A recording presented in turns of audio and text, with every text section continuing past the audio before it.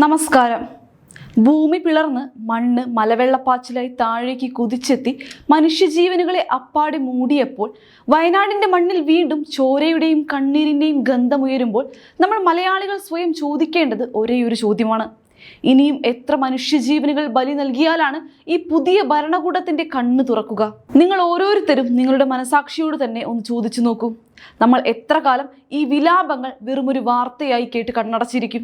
ഒരു നാടിനെയാകെ മാറ്റിമറിച്ച ചൂരൽമല ദുരന്തത്തിന്റെ ആ ഞെട്ടിക്കുന്ന ഓർമ്മകളും മുറിവുകളും ഇന്നും നമ്മുടെ നെഞ്ചിൽ ഉണങ്ങാത്ത കനലായി അവശേഷിക്കുമ്പോഴാണ് സമാനമായ മറ്റൊരു കൊടുംചതിക്ക് വയനാട് വീണ്ടും ഇരയായിരിക്കുന്നത്. മുൻപ് നടന്ന ചൂരൽമല ദുരന്തത്തിൽ നിന്നും മറ്റ് അനുഭവങ്ങളിൽ നിന്നും പാഠം പഠിച്ച് ജനങ്ങളെ സംരക്ഷിക്കുമെന്നും ജനപക്ഷ സുരക്ഷിത കേരളം പണിയുമെന്നും പറഞ്ഞ് ജനവിധി നേടി അധികാരത്തിലേറിയ UDF സർക്കാർ ഇപ്പോൾ എന്താണ് കാണിക്കുന്നത്?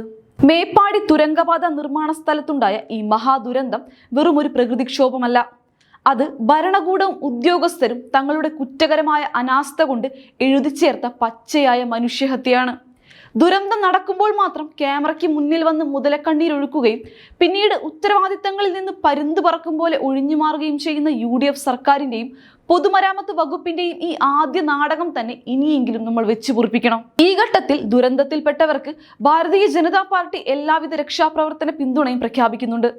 പാർട്ടി പ്രവർത്തകർ ദുരന്തഭൂമിയിൽ സജീവമായ പ്രവർത്തനങ്ങളിലുമുണ്ട്.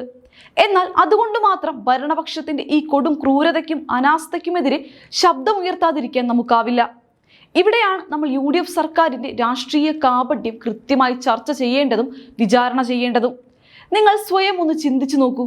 വയനാടിനെ തങ്ങളുടെ സ്വന്തം രാഷ്ട്രീയ കുത്തകയാക്കി വെച്ചിരിക്കുന്ന കോൺഗ്രസും മുസ്ലിം ലീഗും ഉൾപ്പെടെ UDF മുന്നണി ഇപ്പോൾ ഭരണത്തിലിരുന്നിട്ട് പോലും ഈ വൻ വിനാശത്തിന് കൂട്ടുനിന്നത് എന്ത് മര്യാദയാണ്? അധികാരമില്ലാതിരുന്നപ്പോൾ വലിയ ജനകീയ സംരക്ഷകർ പറഞ്ഞ് അട്ടഹസിച്ചവർ ഇപ്പോൾ അധികാരം കയ്യിൽ കിട്ടിയപ്പോൾ അതേ ജനങ്ങളുടെ ജീവൻ വെച്ച് പന്താടുകയാണ് ചെയ്യുന്നത്. നിർമ്മാണ സ്ഥലത്ത് ഏകദേശം 1 ലക്ഷം ക്യൂബിക് മീറ്റർ മണ്ണ് അശാസ്ത്രീയമായി കുന്നുകൂടി കിടക്കുന്നുണ്ടെന്ന് ജൂൺ 25 ഔദ്യോഗിക യോഗത്തിൽ കൃത്യമായി വിലയിരുത്തിയിരുന്നതാണ്. ഈ മണ്ണ് മാറ്റാൻ അനുയോജ്യമായ സ്ഥലം വേണമെന്ന് കരാർ കമ്പനി ആവശ്യപ്പെട്ടിട്ടും പുതിയ UDF സർക്കാർ എന്തുകൊണ്ട് ഫയലുകൾ ചുവപ്പ് നാടയിൽ കുരുക്കി വെച്ചു? ഇതൊക്കെയാണ് ജനങ്ങൾക്ക് ചോദിക്കാനുള്ളത്. ജനങ്ങളുടെ ജീവന് ഭീഷണിയായ ഈ വൻ വീഴ്ചയെക്കുറിച്ച് അറിഞ്ഞിട്ടും ഭരണ നേതൃത്വം എന്തുകൊണ്ട് ഒരക്ഷരം മിണ്ടിയില്ല? സ്വന്തം മണ്ഡലത്തിലെ ജനങ്ങളുടെ സുരക്ഷയേക്കാൾ അവർക്ക് വലുത് നിർമ്മാണ കമ്പനികളുമായുള്ള അവിശുദ്ധ കൂട്ടുകെട്ടായിരുന്നു എന്ന് ഇതിലൂടെ വ്യക്തമല്ലേ? ദുരന്തം കഴിഞ്ഞ് വെറുതെ ഫോട്ടോയ്ക്ക് പോസ്റ്റ് ചെയ്യാൻ ഓടിയെത്തുന്ന UDF മന്ത്രിമാരുടെയും നേതാക്കളുടെയും ഈ അവസരവാദ രാഷ്ട്രീയം അങ്ങേയറ്റം അറപ്പുളവാക്കുന്നതാണ്. നിങ്ങൾ എല്ലാവരും ഒന്ന് ആലോചിച്ച് നോക്കൂ.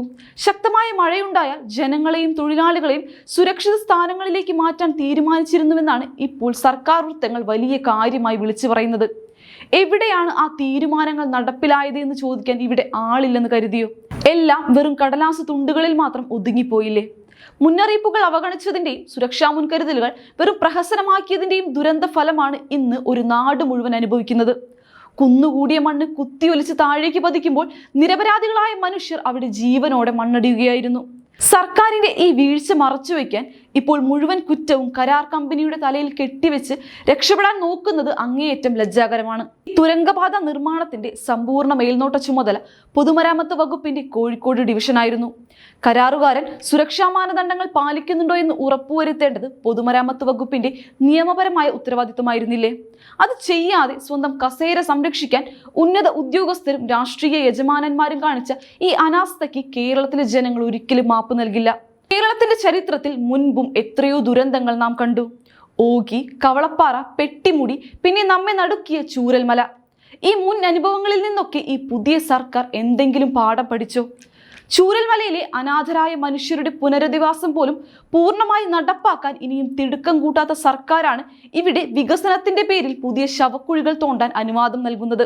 ദുരന്തങ്ങൾ വരുമ്പോൾ വികാരഭരിതരായി സംസാരിക്കുകയും വികസനത്തിന്റെ പേരിൽ പ്രകൃതിയെയും മനുഷ്യജീവനുകളെയും ഒരുപോലെ പണയപ്പെടുത്തുകയും ചെയ്യുന്ന ഈ ശൈലി പുതിയ ഭരണത്തിലും തുടരുന്നത് അങ്ങേയറ്റം ദൗർഭാഗ്യകരമാണ്.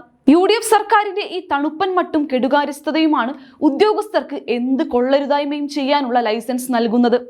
ഭരണപക്ഷത്തെ മന്ത്രിമാരും അവരുടെ MLA മാരും വെറും പ്രസ്താവനകളിൽ മാത്രം ഒതുങ്ങി നാടകം കളിക്കുമ്പോൾ ദുരന്തഭൂമിയിൽ ഉറ്റവരെ നഷ്ടപ്പെട്ട സാധാരണക്കാരായ മനുഷ്യർ ആരുടെ മുന്നിലാണ് കൈനീട്ടേണ്ടത്?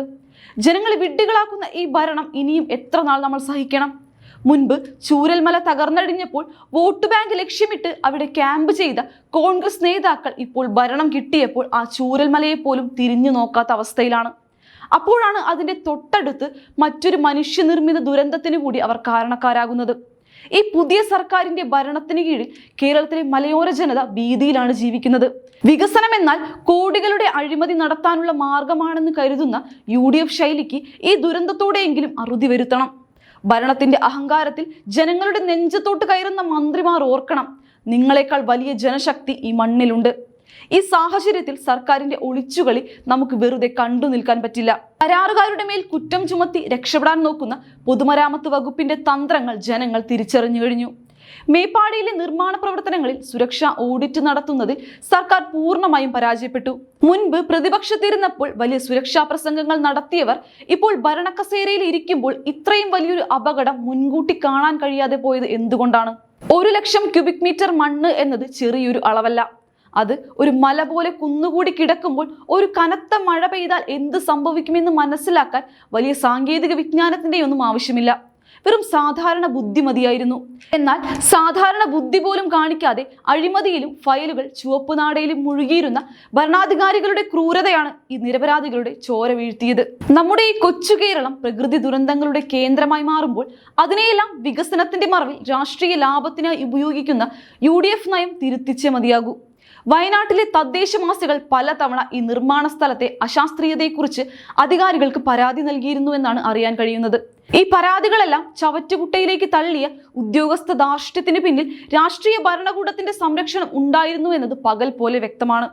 ഒരു കരാർ കമ്പനിക്ക് വേണ്ടി സ്വന്തം നാട്ടുകാരുടെ ജീവൻ പണയം വെക്കാൻ ഈ സർക്കാരിന് എങ്ങനെയാണ് മനസ്സ് വന്നത്?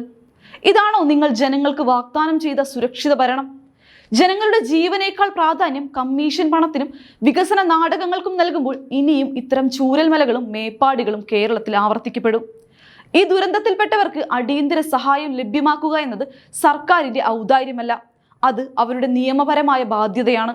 മരണപ്പെട്ടവരുടെ കുടുംബങ്ങൾക്കും പരിക്കേറ്റ് ചികിത്സയിൽ കഴിയുന്നവർക്കുമുള്ള സഹായങ്ങൾ യാതൊരുവിധ ചുവപ്പ് നാടയും കൂടാതെ എത്രയും വേഗം ലഭ്യമാക്കണം.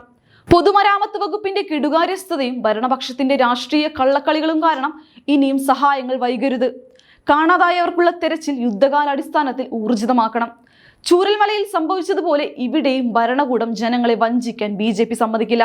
വികസനം വേണം, എന്നാൽ അത് മനുഷ്യന്റെ ശവക്കുഴികൾക്ക് മുകളിലാവരുത്.